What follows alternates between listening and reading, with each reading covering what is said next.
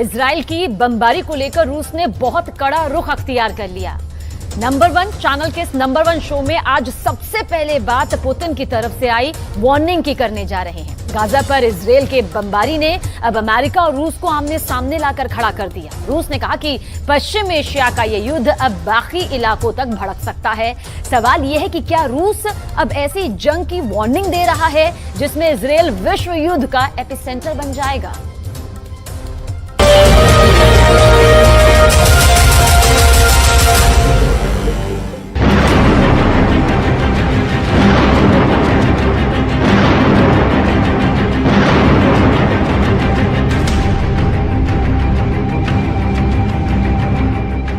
एक तरफ गाजा में बमबारी चल रही है, इजराइल का युद्ध गाजा को पूरी तरह तबाह करने जा रहा है। दूसरी तरफ इजराइल पर हमला करने के लिए लेबनान, सीरिया और ईरान की फौज तैयार बैठी है।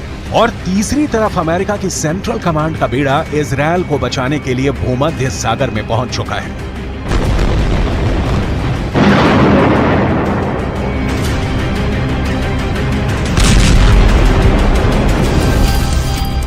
ये अमेरिका का सबसे खतरनाक बेड़ा माना जाता है।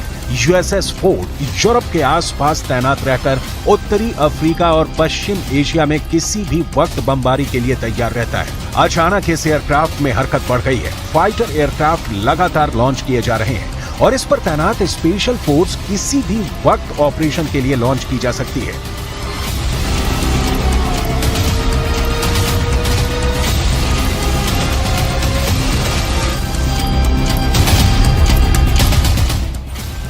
गाजा में हालात बहुत नाजुक हैं।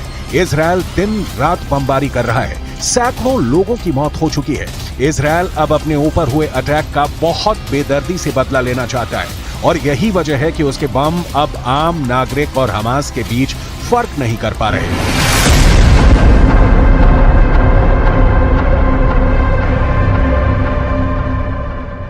इस वक्त गाजा में जितनी भी इमारतें इजराइल की बमबारी में ढहती जा रही हैं, वहां मलबे से बच्चों और बूढ़ों की लाशें निकाली जा रही हैं। ऐसी हर तस्वीर को देखकर फिलिस्तीन का समर्थन करने वाले देशों में गुस्सा उबाल खा रहा है।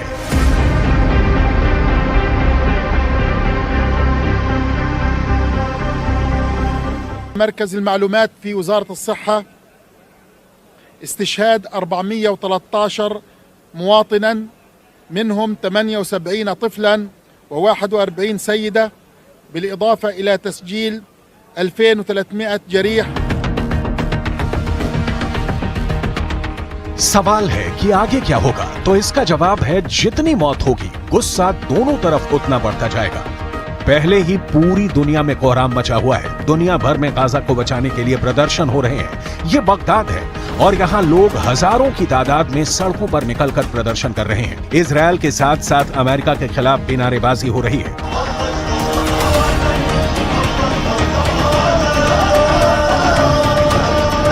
كجماهير المقاومة في العراق ننتظر فقط الأوامر التي تصدر من القيادة لكي نلبي بكل فرح وسرور ونقف جنبا إلى جنب مع أخوتنا في المقاومة الفلسطينية إن شاء الله। ईरान के साथ साथ लेबनान में भी गाजा के लिए समर्थन तेज हो गया है। बेरूत में फिलिस्तीन और हिजबुल्लाह का झंडा लेकर लोग सड़कों पर उतर आए हैं।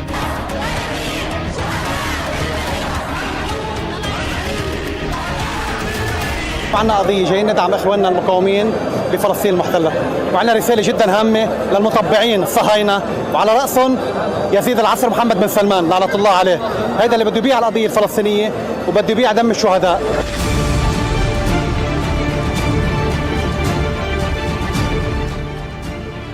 लेकिन हालात तो इजराइल के अंदर भी बहुत नाजुक हैं। सैकड़ों लाशें उठाने के बाद इजराइल अब आर पार करना चाहता है और उसका टारगेट है गाजा और वहां पर मौजूद हमास के अड्डे।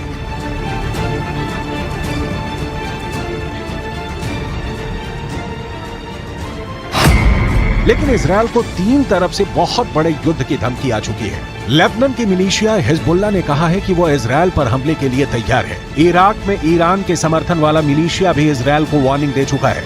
सीरिया ने अंजाम भुगतने को कहा है, तो वहीं मिस्र से लेकर सऊदी अरब और कतर से लेकर तुर्की तक गाजा को बचाने के लिए वहां की सरकारों पर दबाव बढ़ने लगा है। ऐसे में बाइडेन ने नेतन्याहू को फोन करके कहा है कि अमेरिका इजरायल के साथ है। इसके बाद अमेरिका का सबसे बड़ा बेड़ा पूर्वी भूमध्य सागर की तरफ रवाना कर दिया गया। अमेरिका का ये बेड़ा अपने आप में किसी बड़ी नौसेना के बराबर है और इससे निपटना कई देशों के लिए मुश्किल हो जाएगा। यही मैसेज देने के लिए अमेरिका ने अपने सबसे बड़ी फायर पावर इजरायल के करीब तैनात करने का फैसला किया। फोर्ड क्लास के करियर के साथ इस बेड़े की ताकत बहुत जबरदस्त है। इसमें यूएस नेवी का aircraft carrier USS Gerald Ford है, जिसमें तिकोन देरेगा क्लास का मिसाइल क्रूजर है। इसमें आर्लेक बर्ग क्लास के 4 मिसाइल डिस्ट्रॉयर हैं। ऐसे बेड़े के साथ रसद के लिए सप्लाई शिप भी रहते हैं। साथ में पानी के अंदर दुश्मन को रोकने के लिए एक परमाणु पनडुब्बी भी रहती है। कोई दुश्मन नहीं चाहेगा कि उसके सामने ऐसी चुनौती खड़ी हो जाए। यही भरोसा अमेरिका अब इजरायल को दिलाना चाहता है कि समंदर से ऑपरेशन चलाकर अमेरिका सीरिया पर भी बमबारी कर सकता है, लेबनान के बॉर्डर को भी सैनिटाइज कर सकता है।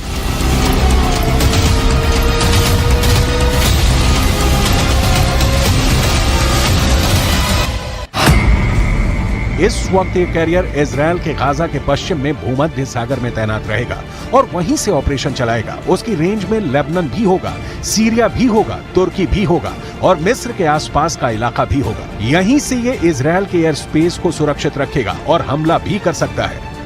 ये सब ऑपरेशन अमेरिका के फोर्ड क्लास का कैरियर और उसके बेड़े में मौजूद बड़े बड़े डिस्ट्रॉयर पूरा कर सकते हैं। ऐसा अमेरिका पहले इराक में कर चुका है, उसने अफगानिस्तान में करके दिखाया है और ईरान को भी वो लगातार धमकी देता रहा है। इजरायल के लिए भी जेराल्ड फोर्ड कैरियर को भेजना एक बड़ा युद्ध छेड़ सकता है।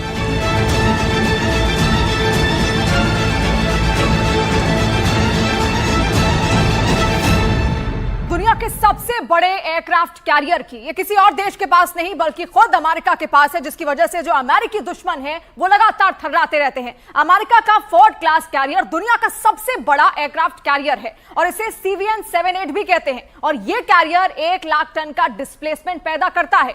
भारत का एयरक्राफ्ट कैरियर INS विक्रांत इससे आधे से भी कम वजन का है। तो देखिए कितना वजन इसमें है। यहां पर 1 लाख टन का कम से कम ये है। यूएसएस जेराल्ड फोर्ड की बात हम यहां पर कर रहे हैं और ये एयरक्राफ्ट कैरियर न्यूक्लियर पावर से चलता है, यानी इसकी रेंज अनलिमिटेड है और ये दुनिया में कहीं भी पहुंच सकता है, यानी कोई भी कोना हो वहां पर इसको आराम से आसानी से पहुंचाया जा सकता है क्योंकि न्यूक्लियर पावर का ये इस्तेमाल करता है। और ये एयरक्राफ्ट कैरियर 56 किलोमीटर प्रति घंटे की रफ्तार से समंदर में चल सकता है।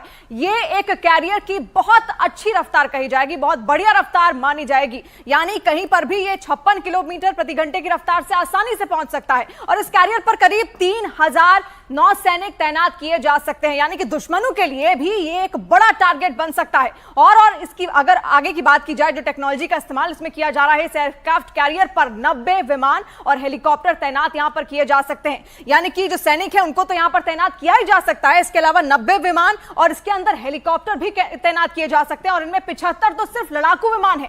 और अभी इस एयरक्राफ्ट कैरियर पर सुपर हॉर्नेट विमान तैनात है और इस पर से F-35 स्टेल्थ फाइटर भी ऑपरेट कर सकते हैं और उनको पूरी तरह तैनात करने की तैयारी की जा रही है। यानी आप समझ सकते हैं कि आखिर किस टेक्नोलॉजी से ये लैस है और कैसे सुपर हॉर्नेट और F-35 लड़ाकू विमान जो है वो भी इसके अंदर तैनात किए जा सकते हैं और साथ साथ इसकी रफ्तार भी कहीं ज्यादा है। अमेरिका ने इजराइल के आसपास, यूरोप और बाकी ठिकानों के आसपास फाइटर जेट तैनाती बढ़ाने का फैसला किया है ताकि इजराइल पर कोई हवाई हमला न कर सके। इसके लिए अमेरिका ने पूरा जोर लगा दिया है और इजराइल के हवाई अड्डे पहले से ही एक्टिव है। अमेरिका के वायुसेना से इजराइल को अब एक नई ताकत मिलेगी। इसके लिए A-10 थंडरबोल्ट विमान भी है जो नीचे उड़ते हुए टैंकों के पूरे दस्तों को खत्म कर सकता है। इस विमान को फ्लाइंग टैंक भी कहते हैं, जिस पर छोटे हथियारों की गोलीबारी का फर्क नहीं पड़ता। इसके अलावा अमेरिका के F-15 से लेकर F-16 लड़ाकू विमान भी हैं। लेकिन असली ताकत जो अमेरिका ने इजरायल को बचाने के लिए उतारी है वो है F-35 फाइटर जेट। ये वो फाइटर जेट है जो इजरायल के पास भी है, लेकिन अभी उनकी तादाद सिर्फ 40 है। लिहाजा मल्टी फ्रंट के लिए इजरायल की वायुसेना को ऐसे बहुत से विमानों की जरूरत पड़ सकती है, जिसकी भरपाई अमेरिका की मदद से पूरी होगी। F-35 का करीब रहना इजरायल के दुश्मनों को दूर रखने में मदद जरूर करेगा।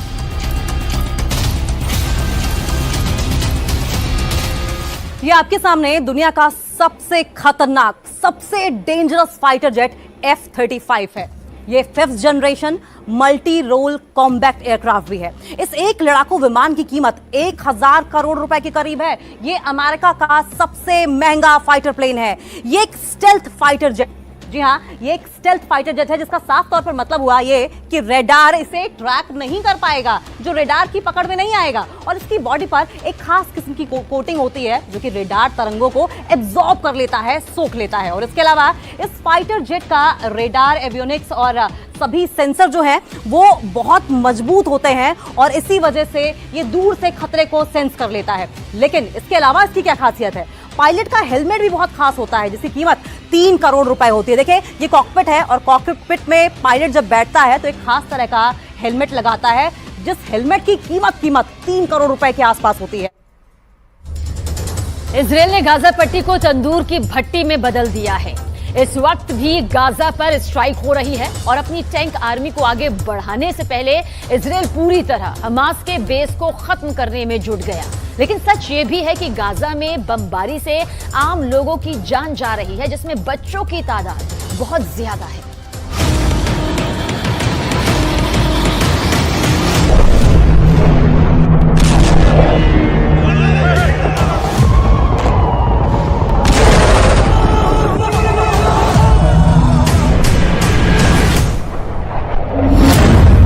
गाजा पट्टी को इजरायल ने आग की भट्टी बना दिया है।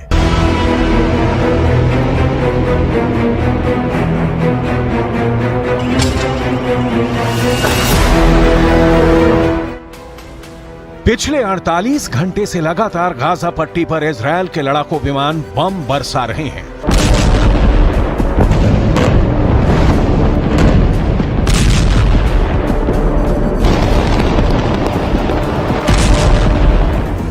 गाजा पट्टी के अंदर से लगातार धुआं और आग उठती देखी जा रही है। एक तरफ इजरायल ने अपने मरकावा टैंकों को गाजा की तरफ रवाना कर दिया है और दूसरी तरफ द टाइम्स ऑफ इजरायल अखबार के मुताबिक गाजा पट्टी पर इजरायल के लड़ाकू विमानों ने 800 ठिकानों पर बमबार्डिंग की है।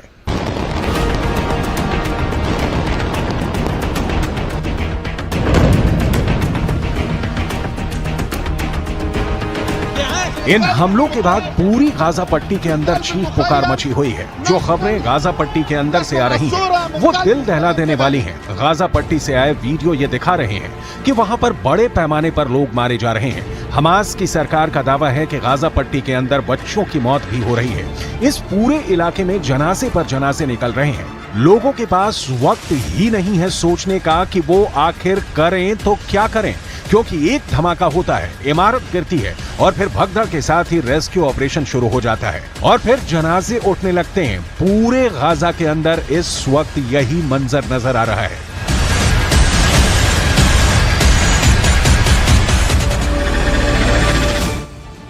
عائلة شملخ كلها بالكامل انبادت. عائلة شملخ بأكملها 14 نفر تحت الرقام. طلعنا 12 وما زال في تحت الرقام ضايل. لحتى الآن ضايلين مش عارفين نطلعهم بدون سابق إنذار. قصفوا البيت بدون سابق إنذار. لا قالوا اخلوا ولا قالوا اطلعوا ولا إشي. ما فجأة اللي سمعنا صوت القصف وصرنا نجري على الدار. لقيناها كلها زي ما هي الدار. ये इजरायल के प्रधानमंत्री का वो गुस्सा है जो गाजा पट्टी के लोगों पर कहर बनकर टूट रहा है। गाजा पट्टी में लगभग 20 लाख लोग रहते हैं, लेकिन इजरायल पर हमास का हमला इतना क्रूर और भयंकर था कि इजरायल के अंदर गुस्से की लहर दौड़ गई।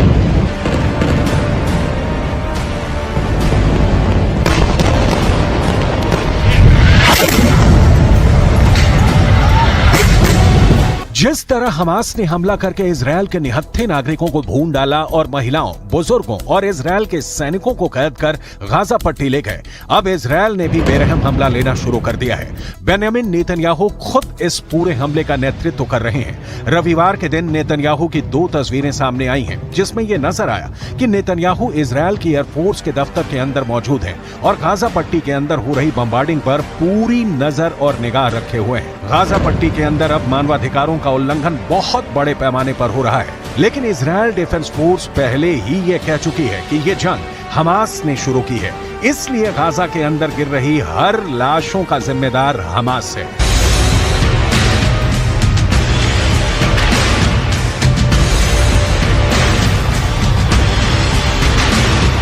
इजरायल के प्रधानमंत्री बेंजामिन नेतन्याहू राष्ट्र के नाम संबोधन के वक्त पहले ही ये कह चुके थे कि अब गाजा पट्टी के लोग कहीं और चले जाएं, क्योंकि वो हमास के आखिरी आतंकी को तलाश करेंगे, इसके लिए चाहे जो भी करना पड़े।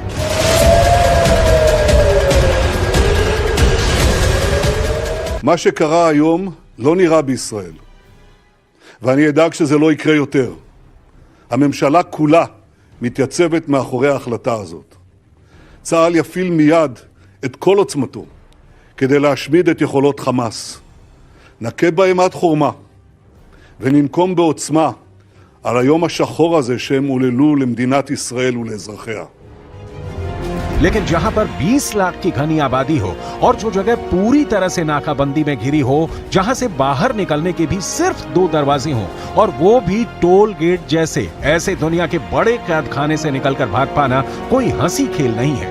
दुनिया गाजा पट्टी को एक खुली हवा वाला कैद खाना कहती है। गाजा पट्टी सिनाई प्रायद्वीप के उत्तर पूर्व में भूमध्य सागर के साथ 363 वर्ग किलोमीटर में फैला हुआ क्षेत्र है।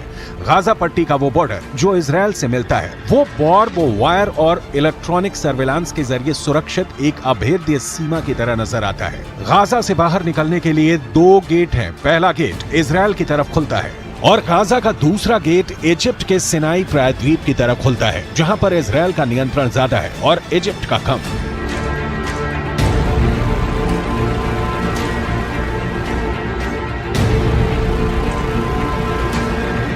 मैं इस वक्त इजरायल में मौजूद हूं और इजरायल की आर्थिक राजधानी तेल अवीव से गाजा पट्टी 90 किलोमीटर की दूरी पर है। गाजा पट्टी से ही हमास की तरफ से इजरायल पर रॉकेट्स और मिसाइल दागे गए। गाजा पट्टी दुनिया के सबसे घनी इंसानी आबादी वाले इलाकों में से एक है, जहां सिर्फ 1 किलोमीटर के दायरे में 5,500 लोग रहते हैं। यहाँ पर बिजली, पानी और खाने पीने के सामान की सप्लाई इन्हीं गेट से होती है। लेकिन अब इजरायल की leading news website the times of Israel ने यह कहा है कि इजरायल के ऊर्जा मंत्री ने आदेश दिया है कि गाजा के अंदर पानी, बिजली, ईंधन और खाने पीने की सप्लाई को काट दिया जाए।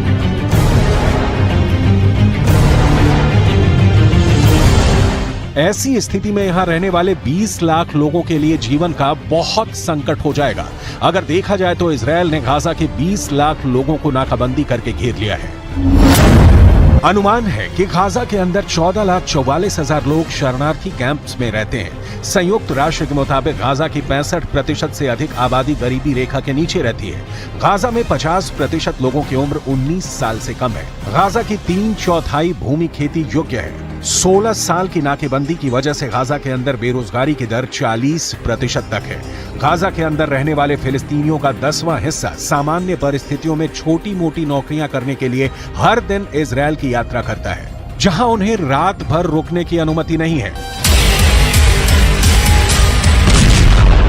1948 में इजरायल के निर्माण के बाद अगले 2 दशकों तक गाजा पट्टी पर मिस्र का कब्जा रहा, लेकिन 1967 में इजरायल का 6 डे वॉर में अपने अरब पड़ोसियों पर जीत के बाद अगले 38 सालों तक गाजा पट्टी पर इजरायल ने अपना नियंत्रण बनाए रखा।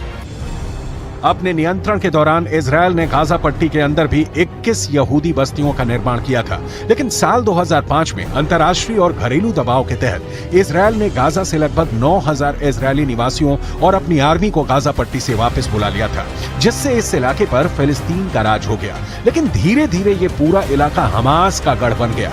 हमास ने अब इजरायल पर बहुत क्रूर हमला किया है, जिसके बाद यहाँ इजरायल के हमलों में बड़ी संख्या में फिलिस्तीनी भी मारे जा रहे हैं।